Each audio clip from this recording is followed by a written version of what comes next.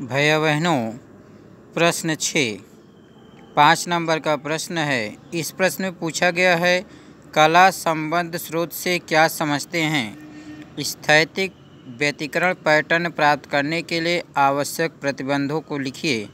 दिखाइए कि यंग के द्वैक रेखाचित्र प्रयोग में दीप्त तथा अदीप्त फ्रिंजों की चौड़ाई समान होती है। जितना पूछा गया भैया बहनों, उतने प्रश्नों का हल हम व्यवस्थित रूप से कॉपी में अगर लिखते हैं तो 5 नंबर पूरा मिलता है। कला संबद्ध स्रोत किसे कहते हैं? तो कला संबद्ध स्रोत पहले देखेंगे। कला संबद्ध स्रोत तो 2 प्रकार स्रोत कला संबद्ध स्रोत कहलाते हैं यदि ये एक ही आवृत्ति की प्रकाश तरंगे उत्सर्जित करते हैं जिनमें कलांतर शून्य होता है।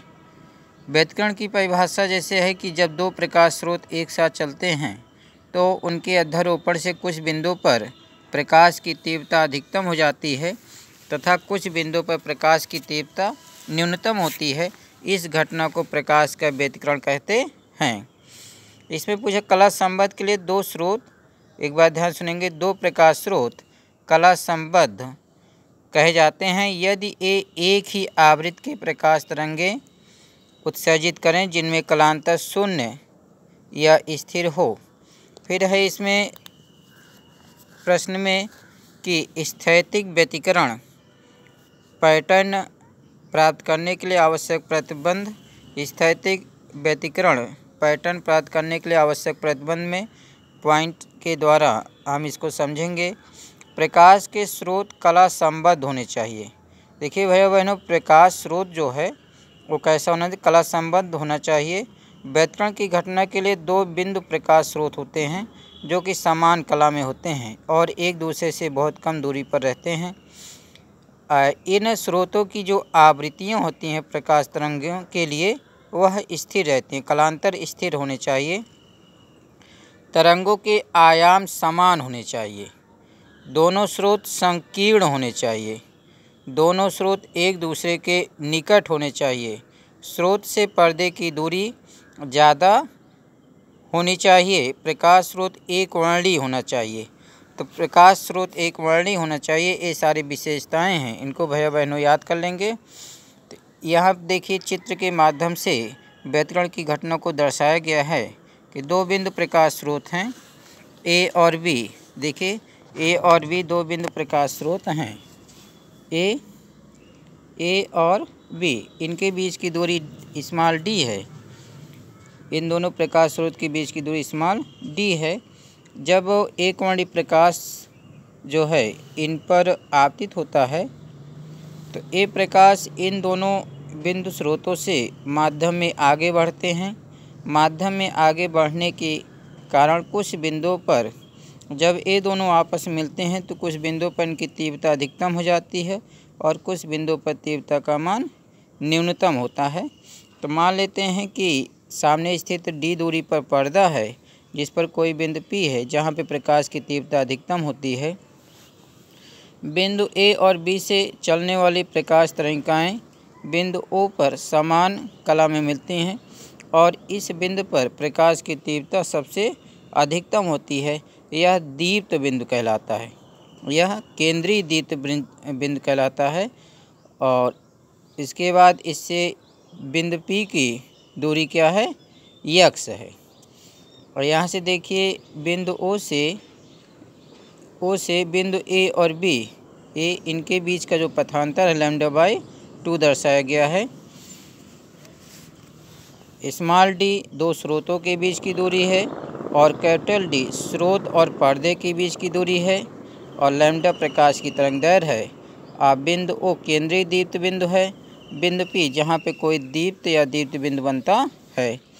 तो पहले दीप्त फ्रिंजों के लिए जैसा कि प्रश्न पूछा गया था कि दिखाइए कि द्वैक रेखाचित्र प्रयोग में दीप्त तथा अदीप्त फ्रिंजों की चौड़ाई समान होती है। तो दीप्त फ्रिंजों के लिए फ्रिंज चौड़ाई किसे कहते हैं? किन्हीं 2 क्रमागत दीप्त या अदीप्त फ्रिंजों के बीच की दूरी को फ्रिंज चौड़ाई कहते हैं। किन्हीं दो क्रमागत दीप्त या अदीप्त फ्रिंजों के बीच की दूरी को फ्रिंज चौड़ाई कहते हैं। फ्रिंज चौड़ाई W बराबर लिखा जाता है W बराबर D lambda upon small D. ये फ्रिंज चौड़ाई का सूत्र है, ध्यान देंगे। फ्रिंज चौड़ाई किन्हीं दो क्रमागत दीप्त या अदीप्त फ्रिंजों के बीच की दूरी को फ्रिंज चौड़ाई कहते हैं। W बराबर D lambda upon small D. Capital D स्रोत और पर्दे के बीच की दूरी, लैम्डा प्रकाश की तरंगदैर्घ्य और स्मॉल डी दोनों स्रोतों के बीच की दूरी है। तो दीप्त फ्रिंज की स्थितियों के लिए बिंदु P एक दीप्त फ्रिंज है, मान लेते हैं बिंदु P एक दीप्त फ्रिंज है। तो दीप्त फ्रिंज के लिए केंद्र बिंदु P एक दीप्त फ्रिंज के केंद्र पर स्थित होने के लिए पथांतर लैम्डा का एक पूर्ण गुणज होना चाहिए, अर्थात एक्स डी बटे कैपिटल डी बराबर एन लैम्डा।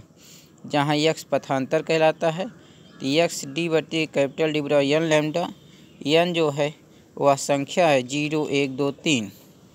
तो एक्स बराबर n d lambda upon small d के हल करेंगे समीकरण 1 हो जाएगा।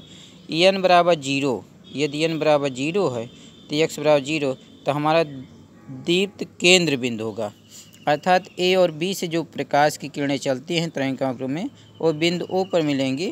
बिंदु ओ पर प्रकाश की तीव्रता सबसे अधिकतम होगी, इसे केंद्रीय बिंदु कहेंगे। फिर n1 बराबर 1, तो x1 बराबर D lambda upon small D. ये पहले दीप्त फ्रिंज की चौड़ाई का सूत्र होगा। n बराबर अगर 2 रखते हैं समीकरण 1 में तो x2 बराबर 2 D lambda upon small D, ये दूसरी दीप्त फ्रिंज की चौड़ाई का सूत्र हो जाएगा। फिर है n बराबर 3 के तो x3 बराबर 3 D lambda upon small D, तीसरी दीप्त फ्रिंज के चौड़ाई का ये सूत्र है। अब प्रश्न में हमें अदीप्त फ्रिंजों की भी स्थितियाँ दर्शाना है। देखिए अदीप्त फ्रिंजों की चौड़ाई ज्ञात की, जैसे दीप्त फ्रिंजों के लिए है वैसे अदीप्त फ्रिंज के लिए भी लिखते हैं। तो अदीप्त फ्रिंज के लिए पहले किन्हीं दो क्रमागत, ध्यान दीजिए, किन्हीं दो क्रमागत दीप्त फ्रिंजों के बीच की दूरी फ्रिंज चौड़ाई कहलाती है। इसे हम W कहते हैं। W बराबर x2 माइनस x1 बराबर 2 D lambda upon small D minus D lambda upon small D. तो दो का भी देखिए 2 D lambda upon small D minus D lambda upon small D, दूसरी और पहली का अंतर। तो दूसरी और पहली का अंतर D lambda upon small D आता है, ये फ्रिंज चौड़ाई आता है।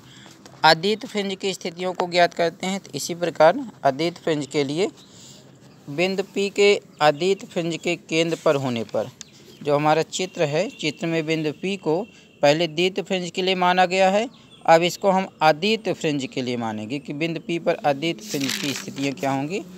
बिंदु P को अदीप्त फ्रिंज के केंद्र पर होने के लिए पथांतर लैम्डा बटे 2 का एक विषम अंक गुणज होना चाहिए। उसमें लैम्डा बताया गया था, इसमें लैम्डा 2 का एक विषम अंक गुणज होना चाहिए, अर्थात एक्स डैश डी लैम्डा बराबर 2n + 1 लैम्डा बाई 2, जहाँ n बराबर 0 1 2 3 सो ऑन। तो एक्स डैश n बराबर 2, n मीन्स nवीं दीप्त फ्रिंज, nवीं अदीप्त फ्रिंज के लिए, nवीं अदीप्त फ्रिंज के लिए दूरी हो जाएगी 2n + 1 डी लैम्डा अपान 2d। तो यहाँ पे देखिए विषम गुणांक रहता है, तो इसलिए 2n + 1 लिखा जाएगा। ये समीकरण हमारा 2 हो गया। जब n बराबर 2 हो तो x0 डैश बराबर डी लैम्डा अपान 2d पहला अदीप्त फ्रिंज होगा। n बराबर 1 तो x1 डैश बराबर 3 डी लैम्डा अपान 2d। हम समीकरण 2 में n बराबर जब 1 रखते हैं तो x1 डैश बराबर 3 डी लैम्डा अपान 2d दूसरा अदीप्त फ्रिंज होगा। n बराबर 2 तो x2 डैश बराबर 5 डी लैम्डा अपान 2d तीसरा अदीप्त फ्रिंज होगा।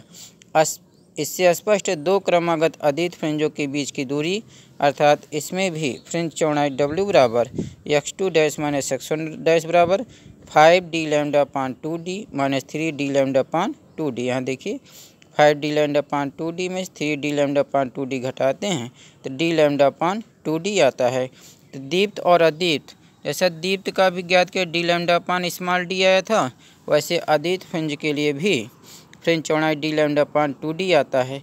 इससे सिद्ध हो जाता है अदीप्त और दीप्त सभी फ्रिंजों की फ्रिंज चौड़ाई एक सी होती है।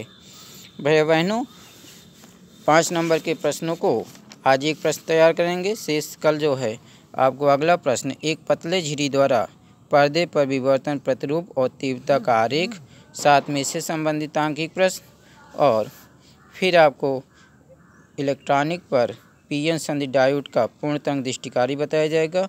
इलेक्ट्रॉनिक तो इस बोर्ड परीक्षा से हटा दिया गया है, फिर भी इसका हम जो है आपको प्रायोगिक अध्ययन इस बोर्ड प्रश्न पत्र की सहायता से बता देंगे। वीडियो को सब्सक्राइब करें और एक से अधिक प्रश्नों को हल करने का प्रयास करें।